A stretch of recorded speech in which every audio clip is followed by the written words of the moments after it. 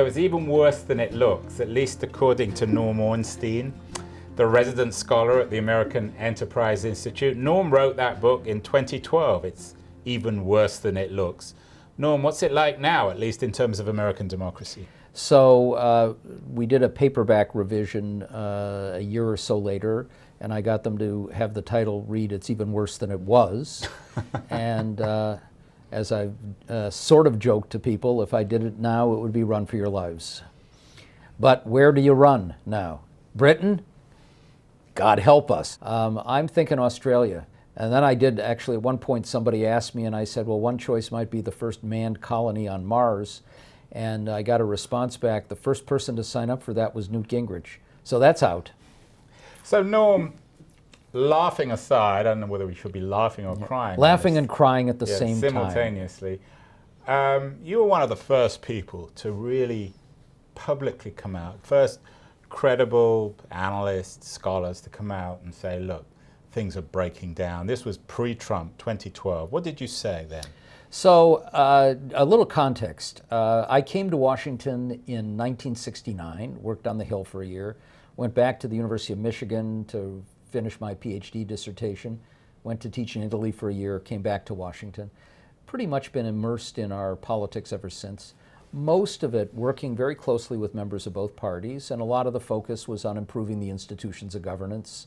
So I worked with Democrats and Republicans on ethics reform, committee reform, just a whole panoply of things. By 2006, I was seeing a Congress that was just not working the way it had, that there were leaders coming in, and both parties had some culpability, was starting to tilt more towards the Republican side. By 2012, it was very clear to me that we had one party that had lost its bearings.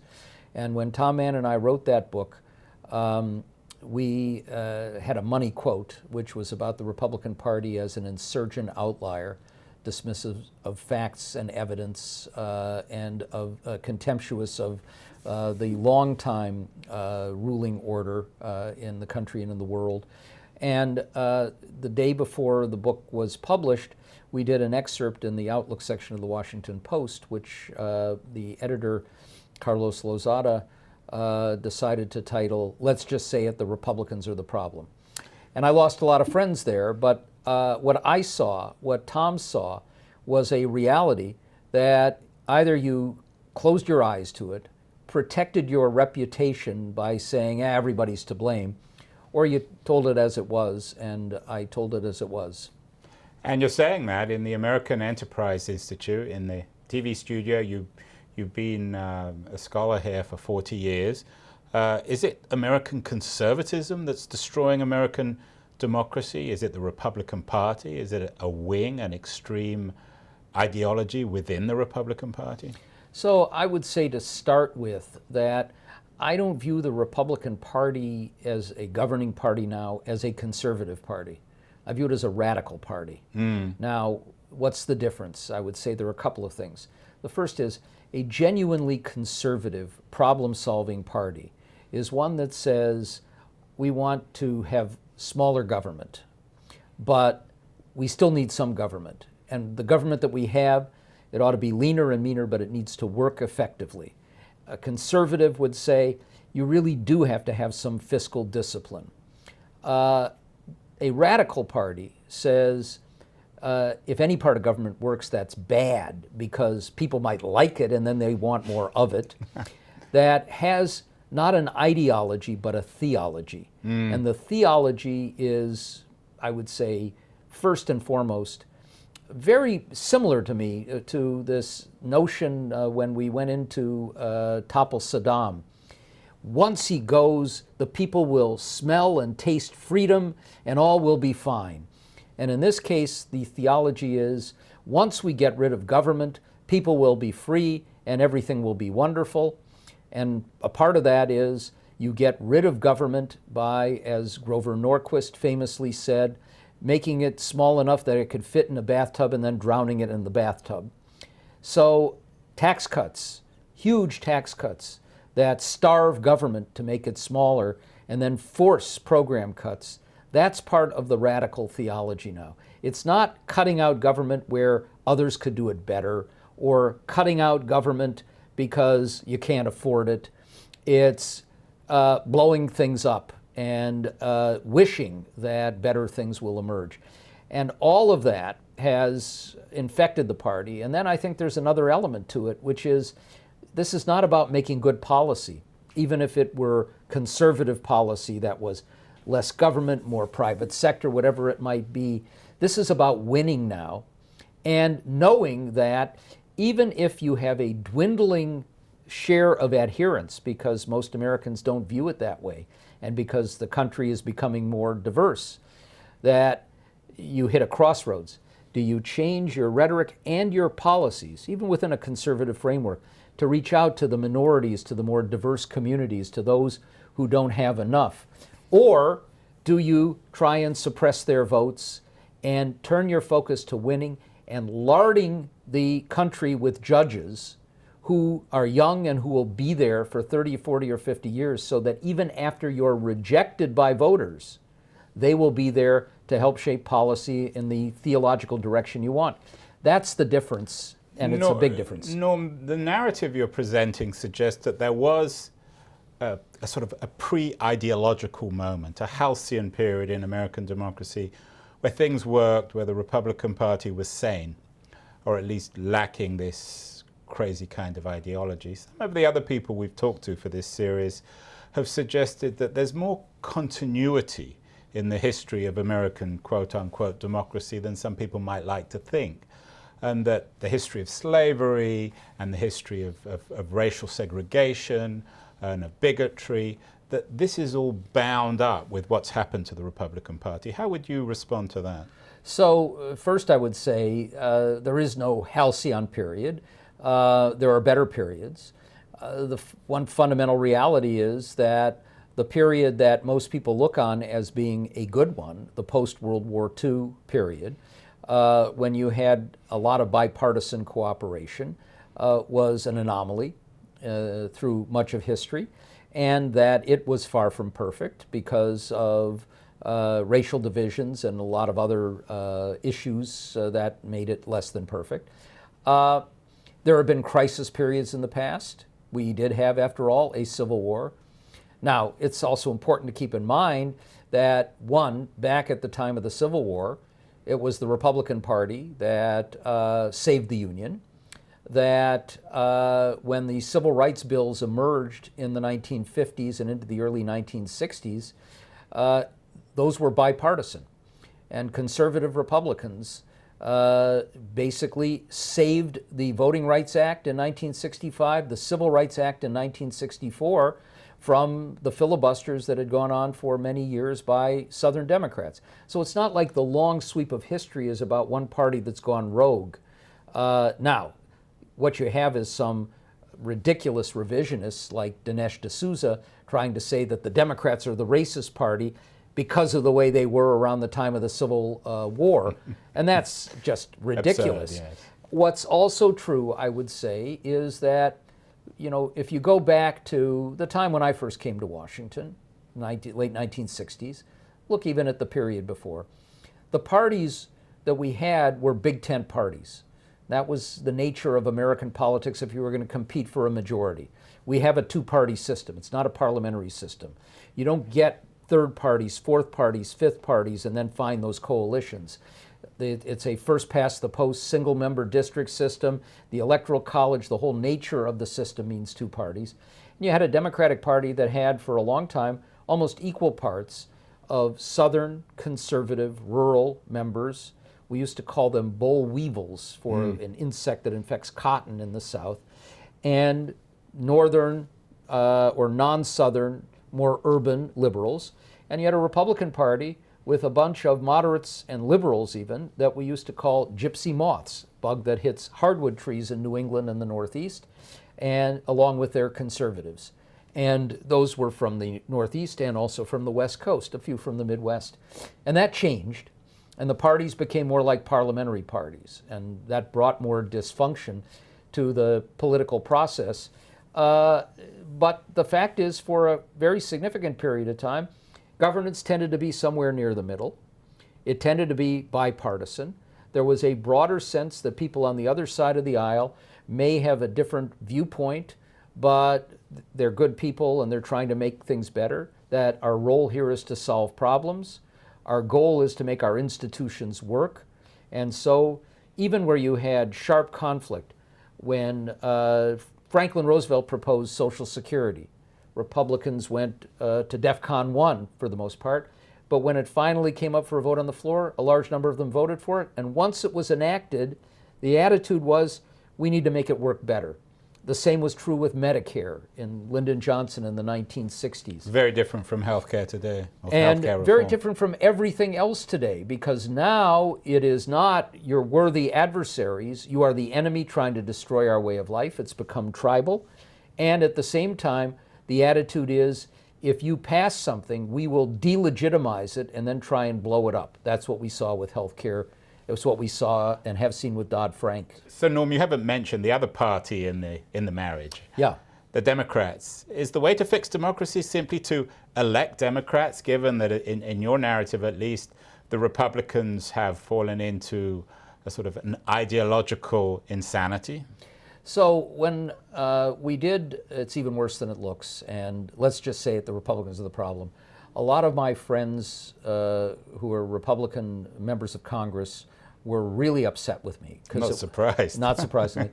It was not the narrative they wanted. Right. Interestingly, a lot of former office holders, Republicans, came to me and said, thank you, because what they saw was a reality. I wasn't trying to destroy the Republican Party. I was trying to save the Republican Party. Because here's the fundamental reality. No political system that has any semblance of democracy, small d, can operate with one party. And if one party is dominant, then inevitably it's going to become corrupt and not function the way it's supposed to. So I want two vibrant, problem-solving parties. And I know we're not going to get back the Republican Party of Dwight Eisenhower or even the Republican Party of Richard Nixon, who, Watergate and Vietnam aside, actually proposed a guaranteed annual income for people, a healthcare system more government-oriented than the Affordable Care Act, among other things. We're going to have a very conservative party.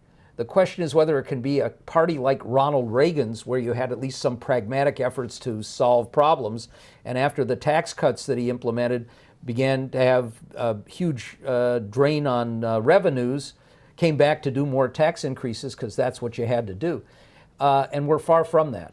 So my goal is to have a two-party system that actually operates with parties that may have different views of governing, but that are willing to work to solve problems. And my goal is to bring back the whole notion that there are facts and we have to share a common set of facts and then move to resolve problems. Are you a fantasist here, or is there some reality? No, we're a long ways from it.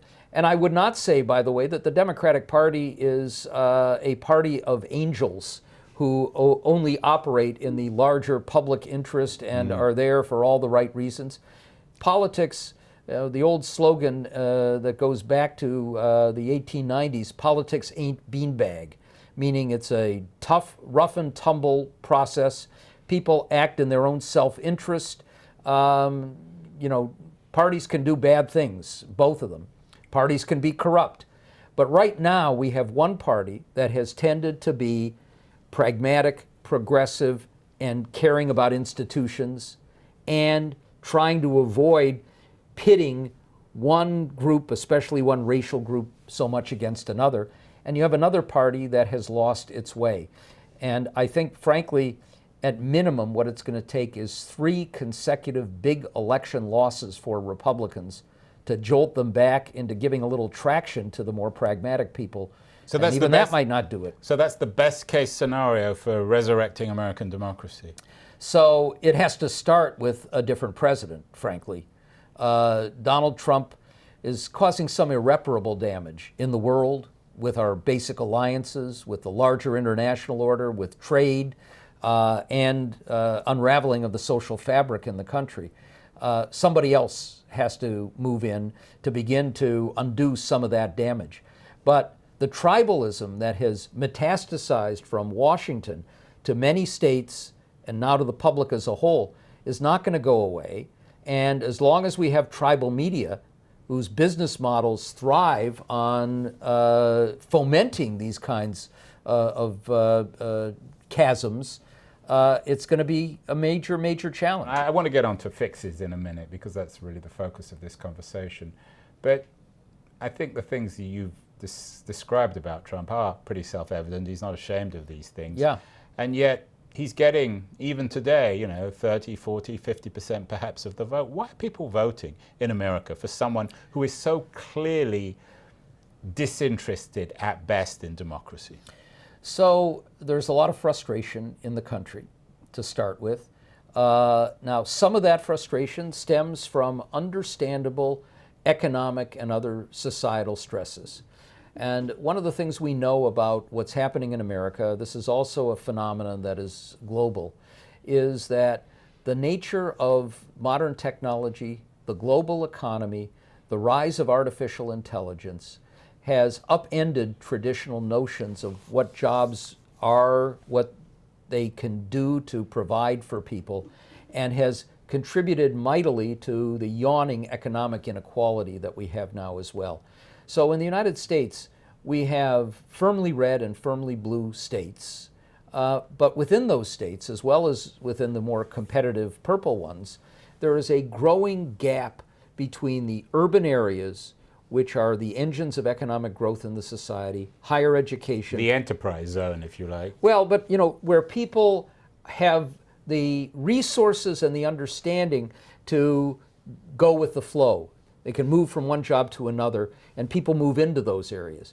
As you move out to smaller cities, 250,000 or so, 50,000 small towns in the rural areas, they don't have those things. And social diseases can follow from that. That was true in the urban areas in the 1950s. William Julius Wilson, a great sociologist, wrote a book about the black middle-class community in Chicago, and when the jobs went to the suburbs, the society that had been vibrant began to decay. It's true of Appalachia and other places now. And you have lots of people who believe that the elites in the society look down on them, condescended to them. Which they do to spit some on them. extent, don't they? And this is not just made up, obviously. And Trump appealed to that. And basically it was, I'll speak for you. And even when people realize or encounter a reality that he's pursuing a set of policies that screw them even more, that sense that at least he stood with us means something. The willingness that he has to give a middle finger to the establishment in the society, even as he is creating a bigger and more corrupt swamp than we've ever seen before, appeals to some people. And we can't ignore the reality that as we have begun to move towards a society where minorities will be a majority within a matter of a decade, decade and a half, that people who, even if they struggled, thought that they were the ones who sort of ran the society, that they're no longer in that place, that there's an appeal to make America great again, which means make America a society where we're the top dogs. You made me so miserable, Norm. Cheer me up, finally. Is there anything out there? You've been around politics now for, 50 years? You've been looking at this stuff, studying it. Is there anything we should be cheerful about? Anything on the horizon that can at least begin to fix this stuff? Yeah, there is. First of all, what Trump has done is to awaken many elements of the civil society here. And that includes good parts of the religious community, other than the evangelical forces who are with Trump no matter what he did personally, and as long as he's given them the judges they want, they'll let him have a pass on everything else. But large elements of the religious community, including the Catholic community, the liberal evangelical community, the Jewish community, and others have the Muslim community have gone back to those fundamental values to be protective of them. We're seeing all kinds of civic groups emerge. We're seeing grassroots efforts, including some to try and bring people together to create a different level of civil dialogue. There's a movement now to bring debate to schools, where you have to learn both sides and you have to debate in a civil fashion that I'm a part of, and I'm very eager to see that expand. And I can also tell you that just my early conversations with some of the new members in the House of Representatives, the Democrats who've come in, they're eager to find ways, as many of their senior colleagues are, to change the bad dynamic there. Find ways to have retreats, roundtable discussions, try and create at least some opportunities for bipartisan arrangements and efforts. I think there's been a jolt to a large number of people that we could lose it all. So we don't have to escape to Australia, at least now. Not yet. And Australia has had its own issues, although they're not nearly what we have. And there's always Canada, too, although that may be a little bit too close.